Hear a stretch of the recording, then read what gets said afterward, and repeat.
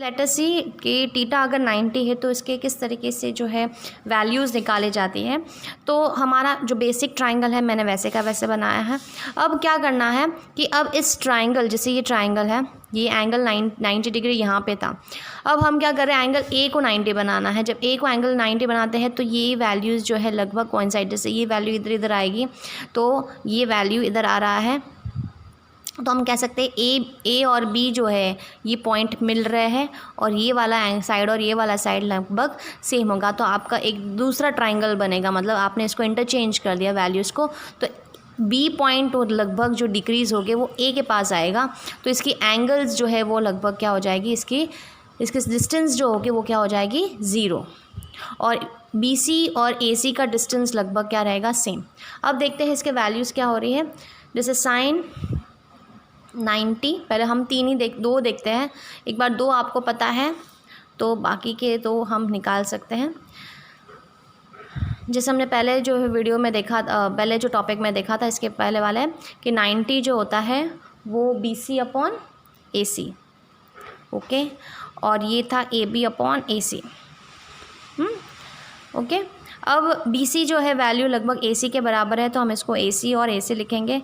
AC ये हमारा value कितना है 1, ओके। BC भी हमारा वैल्यू कितना है 1, तो हम कह सकते हैं 1/1। तो साइन 90 की वैल्यू क्या है 1।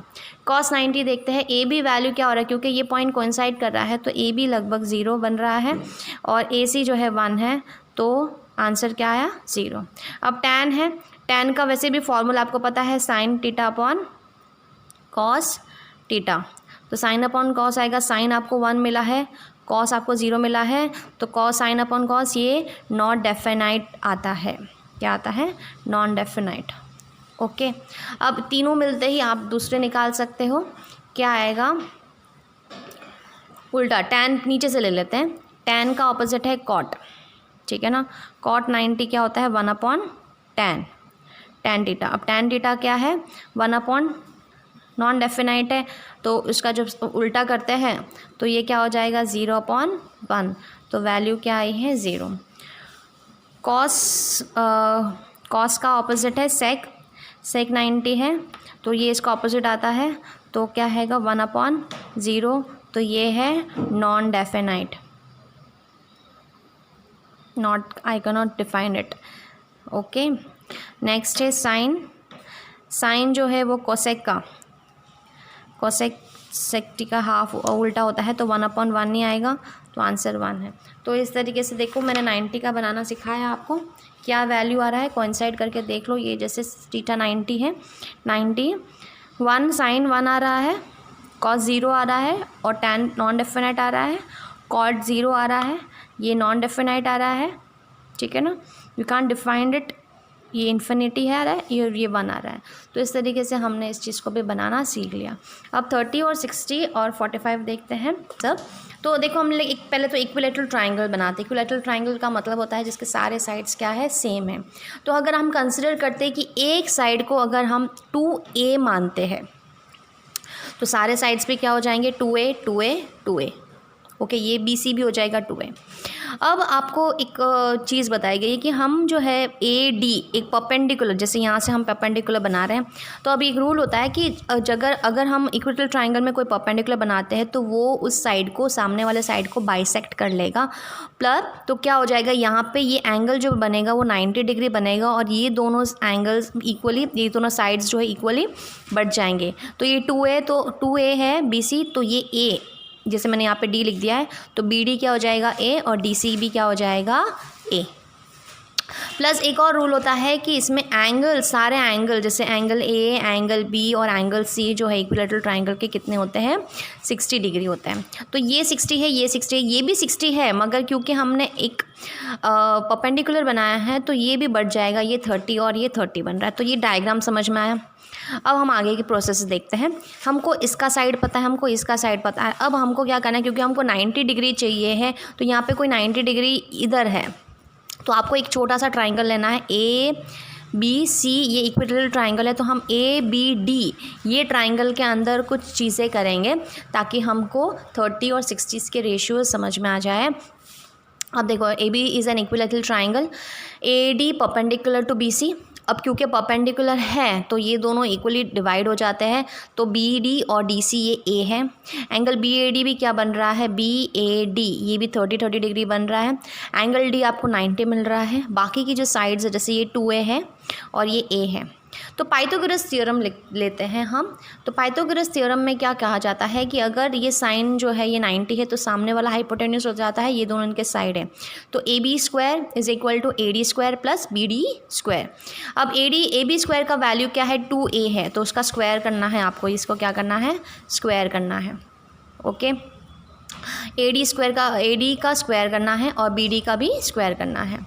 अब आपको ए बी का वैल्यू 2A पता है, तो 2A का स्क्वायर क्या हो जाएगा, 4A स्क्वायर। ओके, और बी डी का वैल्यू का स्क्वायर है तो ए स्क्वायर का ए का ए स्क्वायर बन जाता है। तो अब इसको हम जो है एडजस्ट करते हैं, ए डी को यहाँ लेके आते हैं और इसको यहाँ लेके आते ही क्या हो जाता है, 2A का 4A स्क्वायर हो गया और इसको माइनस करेंगे, 4 में से 1 माइनस होगा तो 3 आता है और उसका रूट निकालते हैं तो आपको क्या मिलता है, √3A। ठीक है ना, ये मैंने कैसे किया मैं आपको समझाती हूँ। 3A स्क्वायर था। ओके, फिर उसका रूट निकाला है हमने, क्या निकाला है, 3A स्क्वायर का रूट निकाला। अब स्क्वायर है 2 है तो रूट में से निकलता है तो ये अकेला A बन जाएगा और इसका कोई जोड़ी है नहीं तो इसको अकेले रहेगा। तो इस तरीके से हमारा जो है ए डी स्क्वायर, फिर ए डी स्क्वायर ये था 3A स्क्वायर। अब इसका जो स्क्वायर निकाला तो हमारा क्या आ जाएगा, वैल्यू ए डी का वैल्यू √3A। तो हम ये कह सकते हैं ये वैल्यू क्या है, √3A है। ओके, अब हम वैल्यूज़ निकालते हैं। हम इस पहले तो लिख देंगे कि ट्राइंगल, कौन सा ट्राइंगल ले रहे हैं हम, ए बी डी में हमको क्या क्या चीज़ें मिले, बी ए 2A है, ए डी हमारा √3A है और बी डी मेरा क्या है, A। तो हमको ये वैल्यूज़ लिखनी है। अब इंडिविजुअल डिटेल्स लेते हैं। sin 30, देखो sin 30 लेते हैं पहले। 30 का मतलब होता है ऑपोजिट अपॉन हाइपोटेन्यूज, परपेंडिकुलर, ये परपेंडिकुलर हो गया, या ऑपोजिट याद रखो, ऑपोजिट अपॉन हाइपोटेन्यूज। तो हम ऐसे कर सकते हैं B D upon A B. ठीक है ना। कॉस 30 क्या होता है, एडजेसेंट, ये एडजेसेंट आ जाता है, cos 30 आ जाता है adjacent A D upon hypotenuse A B. अब जैसे मैंने वैल्यू साइड में लिखी गई है, बी डी की वैल्यू A है और ए बी की वैल्यू 2A है। ए कट हो जाता है तो वैल्यू क्या आ रहा है, हाफ। ठीक है ना।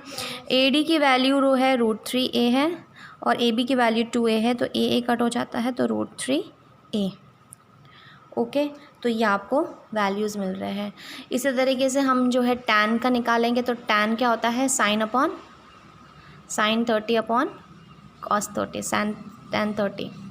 तो क्या हो जाएगा 1/2 और √3 अपॉन, सॉरी ये 2 आएगा, 2 कट हो जाता है 1/√3। तो इस तरीके से हमको ये 1/√3 मिला है। तो बाकी जो इसका रेसिप्रोकल होगा, जैसे कोसेक निकालना है, साइन का ऑपोजिट है कोसेक तो ये 2 आ जाएगा इसका रेसिप्रोकल। कॉस का ऑपोजिट है सेक तो ये हो जाएगा 2/√3 और tan का ऑपोजिट कॉट है तो ये 1/√3 की जगह पे √3 आएगा। तो इस तरीके से आपको देखो ये इसको कंपेयर करोगे, ठीक है ना। अगर हम इसको कंपेयर करेंगे तो हमारा वैल्यूज़ परफेक्ट आ रहा है √30 का।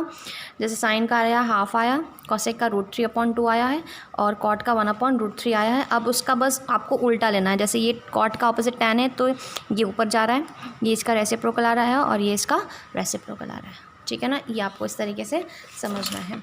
बस इसी चार्ट को, इसी वैल्यूज़ को हम लेंगे। अब इसी वैल्यूज़ को हम लेंगे 60 डिग्री बनाने के लिए। देखो किस तरीके से 60 डिग्री बनेगा। थीटा अगर 60 डिग्री है तो जैसे हमारा पिछला जो चार्ट है तो क्या है, मैं यहाँ पे वापस लिख लेती हूँ।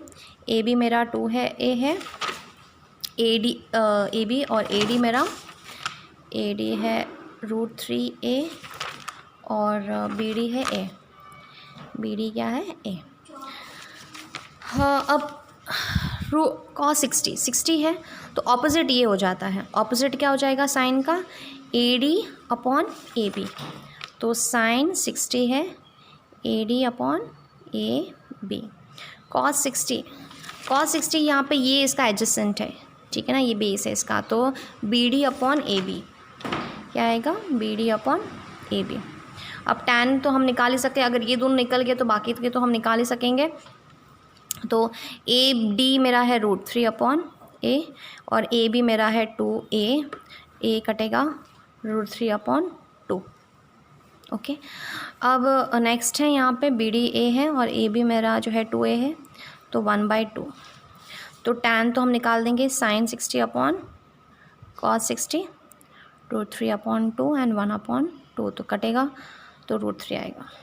तो ये देखो 3 मिले हैं, बाकी के 3 हम इसका रेसिप्रोकल निकालेंगे। जैसे इसका 1/tan का cot आएगा तो 1/√3 आ जाएगा, cos का sec आएगा तो 2 आ जाएगा, और इसका रेसिप्रोकल तो इस तरीके से आपको देखो मिल रहा है √3 0 sin का 60 है √3/2, cos का 60 है 1/2, tan का है √3 और cot हो जाएगा इसका रेसिप्रोकल ये sec का, और cosec का हो जाएगा इसका रेसिप्रोकल।